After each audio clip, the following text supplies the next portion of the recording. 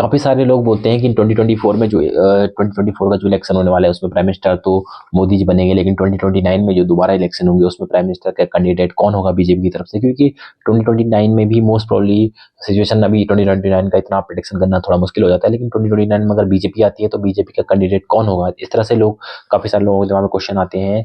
तो इसका जवाब सिंपल है कि मोदी जी चाहे पावर में रहे या फिर पावर से बाहर रहे, चाहे मोदी जी 2024 में भी अगर वो प्राइम मिनिस्टर नहीं बनेंगे, लेकिन बीजेपी की पूरी कमांड और पूरे कंट्री की अगर पूरी कमांड अगर किसी के पास रहेगी तो मोदी जी के पास ही रहेगी, चाहे वो प्राइम मिनिस्टर रहे या ना रहे।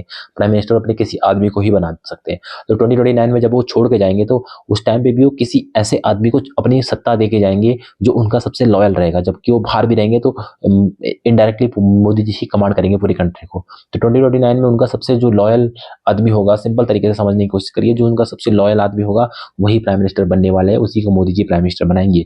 तो सबसे लॉयल आदमी, अब मुझे बताने की जरूरत नहीं उनका कौन है, तो उनके सबसे जो लॉयल आदमी है वो है उनके अमित शाह जी। तो अमित शाह 2029 में, अमित शाह अगर मोदी जी नहीं बने तो अमित शाह 2029 में प्राइम मिनिस्टर कैंडिडेट होंगे बीजेपी की तरफ से। ये आप स्टाम्प पेपर में लिख के ले लो, 100% फैक्ट है।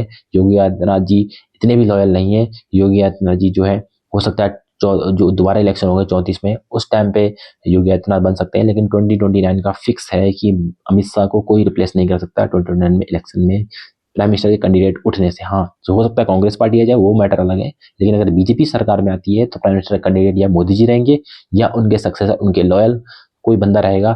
जो हो सकता है, ऐसा भी एक सिचुएशन और चेंज हो सकती है कि मोदी जी की जो लॉयल्टी है वो किसी और की तरफ शिफ्ट हो सकती है। हो सकता है अमित शाह की जगह योगी आदित्यनाथ की तरफ लॉयल्टी शिफ्ट हो सकती है, किसी और पर्सन की तरफ शिफ्ट हो सकती है, लेकिन ऐसा लग तो नहीं रहा। पिछले 10 साल 20 साल से उनकी दोस्ती है, यारी है, सब कुछ अच्छा है। तो अमित शाह 2029 में नेक्स्ट प्राइम मिनिस्टर के कैंडिडेट होंगे, चाहे आप प्रिडिक्शन किसी के लिए भी करते रहो।